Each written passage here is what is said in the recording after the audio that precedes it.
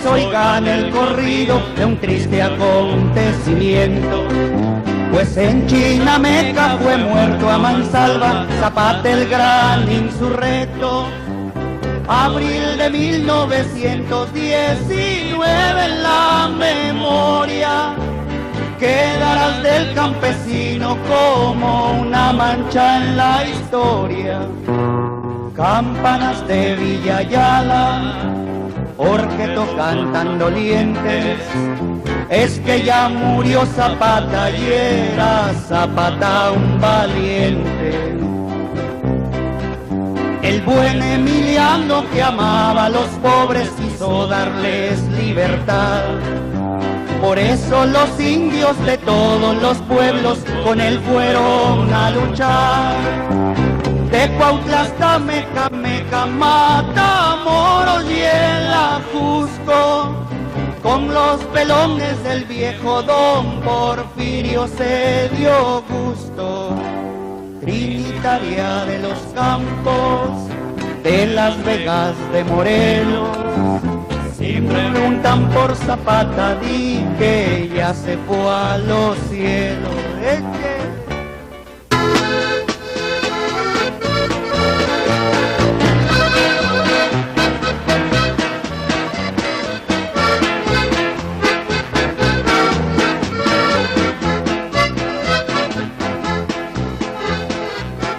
Patria México, febrero 23, dejó Carranza pasar americano, 2000 soldados, 200 aeroplanos, buscando a Villa, queriéndolo matar. Comenzaron a echar expediciones, los aeroplanos empezaron a volar por distintas y varias direcciones, buscando a Villa, queriéndolo matar. Los soldados que vinieron desde Texas a Pancho Villa no podían encontrar, muy fastidiados de 8 horas de camino, los pobrecitos se querían regresar. Los de a caballo ya no se podían sentar y los de a pie no podían caminar. Entonces Villa les pasa en su aeroplano y desde arriba les dice goodbye.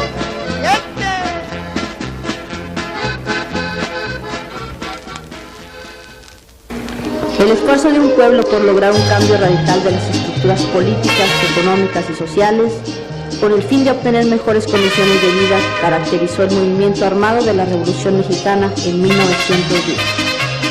Por ella desfilaron personajes de gran relevancia que implantaron un nuevo sistema de gobierno después de la dictadura sostenida por el general Porfirio Díaz. Hombres como Francisco I. Madero, José María Pino Suárez, Francisco Villa, Emiliano Zapata, Felipe Ángeles, Victoriano Huerta, Venustiano Carranza, entre otros, de las dos partes del conflicto de esta guerra civil, junto con el pueblo, dieron otro sentido a la historia de México.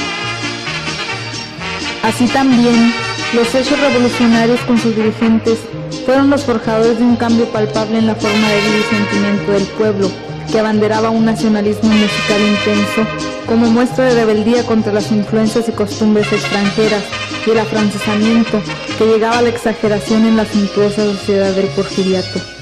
Los músicos de escuela se debatían contra los compositores empíricos del pueblo, difundiendo la canción con la marcada influencia francesa que persistía aún y que se negaba a morir, con valses, polcas, mazurcas y óperas, que tiempo después, con las mezclas de estilos europeos y mexicanos, asumieron otras características propias. Estos autores dieron obras como los valses Río Rosso y Alborada de Alberto Alvarado, Club Verde de Rodolfo Campodónico, Ojos de Juventud con música de Arturo Tolentino y letra de Gus Aguirre. También hubo compositores extranjeros residentes en el país que crearon obras de gran alcance, entre ellos Ernesto Erlotín, Ángel J. Garrido, Eduardo Díaz, Rafael Gascón, Aurelio Villanueva, Carlos Castillo, Jesús Pulido, José Córdoba Cantú, Javier Dumont, Rafael Galindo, Fernando Soria, y Alfredo Pacheco, creador de la marcha El 23 de Infantería. En la mezcla de la cultura mexicana y la corriente europea se presentaron Antonio Gómez, Gustavo Campa, Melesio Morales, Carlos Meneses, Ricardo Castro con su obra Capricho, Miguel Lerdo de Tejada con Perjura, Felipe Villanueva con el Vals Poético, Macedonio Alcalá con Dios Nunca Muere, Juventino Rosas con el famoso Vals sobre las olas que le dio la vuelta al mundo, y Alfredo Carrasco con Adiós. Todos estos compositores se hicieron presentes unos antes, durante y después del movimiento revolucionario. Pero la picardía y el ingenio mexicano se mostraron indomables con la crítica al gobierno o como homenaje al ser amado o admirado, divulgando la producción de los ritmos de preferencia popular, sones, jarabes, corridos, jaranas y la música campirana o vernácula. La música, reflejo de los acontecimientos culturales de un pueblo, era el esparcimiento de los combatientes revolucionarios durante sus descansos, sus incertidumbres y temores. Mientras estuvieron los dorados, los soldaderas y los pelones, se escuchaban melodías entre las que se cuentan El Cielito Lindo, que se encuentra registrado en la Sociedad de Autores y Compositores a nombre de Quirino Mendoza, pero los investigadores sostienen que es un canto de origen español del siglo XVIII. La cucaracha, que alcanzó una extensa popularidad entre los revolucionarios, de la que se desconoce su verdadero origen, porque algunos dicen que surgió en Tamaulipas, otros en Morelos, Campeche, Yucatán. Lo que sí se asegura es que los carrancistas la conocieron en 1914, tiempo después de apoderarse de Monterrey, y la difundieron por todo el país. En 1914 llega también la Valentina, de la que se cree surgió en Sinaloa en 1909, de autor desconocido. Tiempo después se le adjudicó a una muchacha llamada Valentina Gatica, quien parecía hecha a la medida de la canción. Era la hija de un asistente del general Álvaro Obregón y al morir su padre en la lucha, tomó el fusil y combatió junto con la tropa durante algunos años, convirtiéndose en una figura muy popular. La Adelita es una de las que alcanzaron vasta popularidad en la música de trinchera. Algunos aseguran que la canción fue escrita en 1915 en Tampico por un capitán carrancista de nombre Elías Cortázar, que se la dedicó a una joven del lugar que nunca le correspondió a su amor. Se dice que el capitán murió en un combate y que la canción se modificó con el tiempo y se popularizó entre las tropas. Otra versión sostiene que el autor fue el sargento carrancista Antonio del Río Armenta, inspirado por una enfermera llamada Adela Velarde Pérez, quien murió en 1971, tiempo hasta el que aseguró ser la legítima Adelita, ya que tenía en su poder un decreto presidencial de 1963 en el que se le concedía una pensión por su labor en la revolución, una nota periodística en la que se decía que el Senado la había reconocido como la verdadera Adelita, y una carta autografiada del fallecido arzobispo metropolitano Luis María Martínez, donde le daba la bendición a la auténtica Adelita, escrito de su puño y letra. Adela Velarde era hija de un acaudalado comerciante de Ciudad Juárez, descendiente de varios revolucionarios españoles y del célebre juarista Rafael Donde. Antes de cumplir los 14 años se adentró en la revolución. El 7 de febrero de 1913, Adelita fue incorporada a las tropas carrancistas del coronel Alfredo Breceda en calidad de enfermera. Ella sostenía haber conocido a Antonio del Río Armenta como amigo y compañero, y aseguraba haberlo oído tocar en su organillo de boca una canción cuyo título y letra solo conoció tiempo después como La Adelita. También relataba que minutos antes de morir al ser baleado en un combate, Antonio le declaró su amor y murió en sus brazos.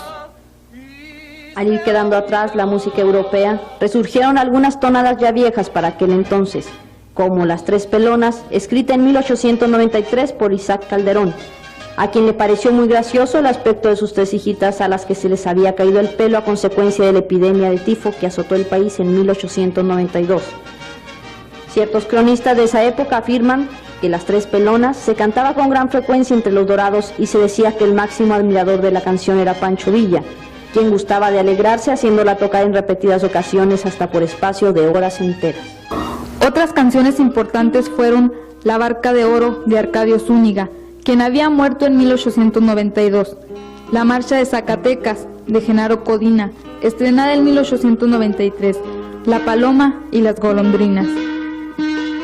Pasada la revolución, gozó de enorme popularidad la canción de Marcos Jiménez, Adiós Mariquita Linda. En 1917, Hacia el final de la lucha armada comenzó a difundirse una melodía de sentido nostálgico cuyo autor fue José López Alavés, la canción Mixteca. La pajarera se escuchó bastante en aquel tiempo, tomada de autor desconocido.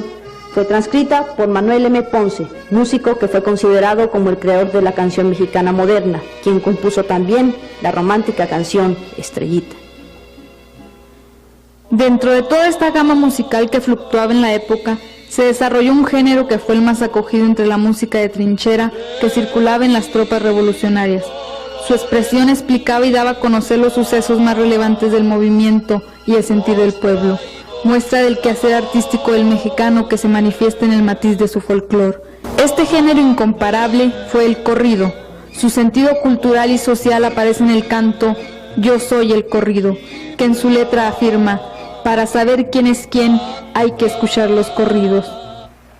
Reflejó la vida y acciones de las huestes revolucionarias y sus representantes. Fueron famosos los corridos Benito Canales, Benjamín Argumedo, Caballo Prieto Azabache, Carabina 3030, corrido de Venustiano Carranza, El Barzón, El General, El Adiós del Soldado, El Revolucionario, El 7 Leguas, Francisco Saravia, Francisco Villa, Gavino Barrera, Gabriel Leiva, Ignacio Bernal, Juan Charrasqueado, La Cama de Piedra, La Martina, Muerte de Emiliano Zapata, La Muerte de Pancho Villa, La Rielera, La Toma de Zacatecas, La Tumba de Villa, asimismo Máquina 501, Marieta, Pánfilo Natera, Persecución de Villa, Valente Quintero, Valentín de la Sierra, Valentín Mancera, Zapata y El Corrido del Norte, que junto con una enorme producción más, hicieron inmortales a sus compositores y a los protagonistas de ellos.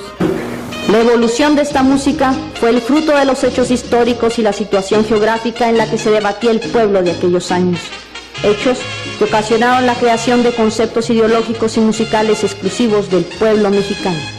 Es la música la que refleja el desarrollo cultural, económico, político y social de un pueblo, por lo que lejos de extinguirse, perdura en el sentimiento del mismo, configurando un campo de acción muy importante, porque transmite la historia a un nivel diferente y declara los hechos, como los sucedidos en la década de 1910 a 1920, durante la revolución que México vivió.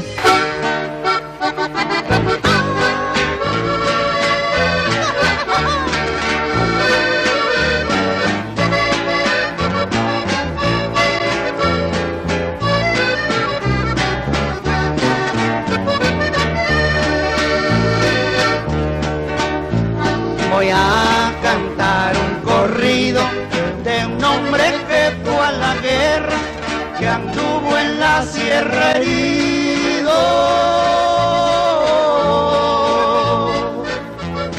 para conquistar su tierra. Dios tiene que perdonarme porque maté en la trinchera, llevando siempre a la espalda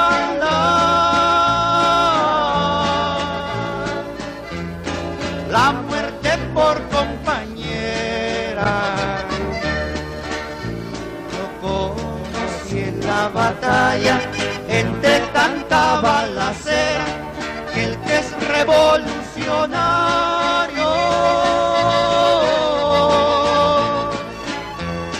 puede morir donde quiera. El general nos decía: peleen con mucho valor, les vamos a dar parcela.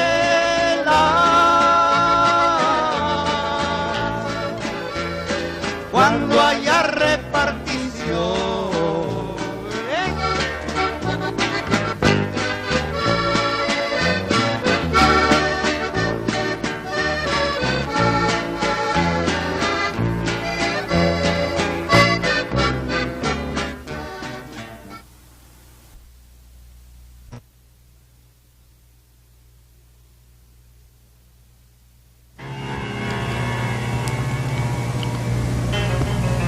Don José María Morelos y Pavón nació el 30 de septiembre de 1765 en la ciudad de Valladolid, llamado hoy Morelia, en el estado de Michoacán. arriero hasta los 25 años, en que ingresó al colegio de San Nicolás, donde era rector el cura Hidalgo. En 1796 recibió las órdenes sacerdotales, ocupando el puesto de cura en varias poblaciones de la localidad. Don José María Morelos, caudillo del Ejército Libertador, surge a raíz de la muerte de don Miguel Hidalgo, llamado también el padre de la independencia. A la muerte de Hidalgo se pensó en que la lucha por la independencia mexicana había terminado. Es ahí cuando surge su gran figura. Enrolado en las tropas de Hidalgo, sabiendo de la gran capacidad de Morelos, lo encomendó a atacar los estados del sur y tomar el puerto de Acapulco. En su primera misión, Morelos la comenzó con pocos hombres, pero a medida que avanzaba por los estados del sur, más hombres se le juntaban, y fue así como llegó a formar un ejército de 300, que, aunque sin armas, estaban dispuestos a luchar por la libertad de México. Ya en plena lucha, en su primer intento por tomar el puerto de Acapulco, los realistas resistieron el ataque del ejército de Morelos, obligándolo a retirarse a Chilpancingo, en donde se le unieron los ricos hacendados hermanos Miguel y Nicolás Bravo. De ese lugar salió a Satistla, en donde se le unió don Vicente Guerrero, caudillo que con el tiempo tendría el privilegio de ver consumada la independencia. Tomando los pueblos que a su paso tenían, poco a poco el ejército insurgente se fue organizando mejor y tomando más fuerza al mando de Morelos. Al enterarse de las grandes victorias de Morelos, los realistas estaban tan preocupados que nombraron al capitán Félix Calleja para que combatiera a Morelos. Su primer enfrentamiento fue en Cuautla, donde el ejército insurgente fue acorralado desde el 19 de marzo hasta el 2 de mayo de 1912. El capitán Félix Calleja esperaba que se le acabaran los alimentos y las municiones para que se rindieran. Después de pasar el tiempo, el capitán pensó que ahora sí se rendirían y les ofreció el perdón si lograban esa rendición en 14 horas. Pero Morelos no aceptó la proposición de y aprovechó la oscuridad de la noche para romper el cerco que tenían los realistas. Enseguida, Morelos se dirigió a Izúcar y luego a Xautla para organizar su ejército, y después de lograrlo, supo que los hermanos Bravo estaban acorralados en Oaxapan, en el estado de Oaxaca. Acudió en su ayuda y sorprendió a los enemigos por la retaguardia, rompiendo el cerco. Siguiendo en su lucha por independizar a México, Morelos obtuvo un gran triunfo al tomar Orizaba, después Oaxaca, en donde pidió a los realistas que se rindieran, y al no hacerlo, los atacó ganando la batalla. Los dominios de los insurgentes se fueron extendiendo desde Colima, Chiapas, además de los estados de Veracruz y Puebla. Ya en Acapulco, Morelos, tras de adueñarse de la Roqueta, logró tomar el castillo de San Diego y con esta victoria alcanzó la cúspide de sus triunfos militares. Morelos también se distinguió por su visión política y su genio militar, siendo uno de los más claros representantes del valor del pueblo mexicano. Sobre lo que debería ser la organización legal del país, Morelos instaló en Chilpancingo el primer Congreso Mexicano. Esto fue el 13 de septiembre de 1813. De este Congreso se elaboraron 3 documentos de gran importancia que reflejaban el pensamiento de los insurgentes y el sentir del pueblo mexicano. El primer documento se llamó Sentimientos de la Nación, donde se exponían los puntos como organización del país, la libertad de América, la religión católica como única para el territorio y la abolición de la esclavitud. En el segundo documento, llamado Acta de Independencia, se describe la historia de la dominación española con sus humillaciones y malos tratos que sufría el pueblo mexicano. Y el tercero, llamado Constitución de Apatzingán, que fue la primera constitución en América Latina, teniendo como puntos que el cargo de presidente de la República debería quedar bajo la responsabilidad de 3 personas, que todas las personas son iguales ante la ley, que era urgente la necesidad de crear escuelas y repartir las tierras, y tener un mejor salario para los que la trabajan. Las ideas que aquí se reflejan eran un gran adelanto para la época en que se vivía. El Congreso nombró generalísimo a Morelos, y otros deseaban darle el título de Alteza Serenísima. Pero este, demostrando el patriotismo y la humildad que caracterizan a los grandes hombres, dijo que solo se conformaba con ser un siervo de la nación. La lucha por la independencia seguía. Después de que mataron al cura Mariano Matamoros y a Hermenegildo Galeana, los dos mejores hombres de Morelos, los realistas recuperaron terreno al sur de la República. Morelos trató de proteger al Congreso que estaba entonces en esa zona, por lo cual se enfrentó a grandes dificultades.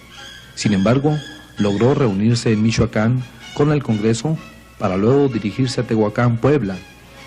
En el trayecto fueron atacados en Texmalca, Guerrero, y al quedar solo Morelos fue reconocido por un antiguo soldado suyo, lo cual permitió tomarlo preso. En la Ciudad de México lo sometieron a juicio militar y eclesiástico. Fue sentenciado a muerte para luego ser fusilado el 22 de diciembre de 1815 en San Cristóbal, Ecatepec, en el Estado de México. Con la muerte de Morelos se cerró un capítulo más en la historia de México. Se plasma la lucha de los hombres que dan la vida por la justicia de una nación. ¿Morir qué es para estos grandes hombres? Morelos escribió en su cautiverio: morir es poco cuando por la patria se muere.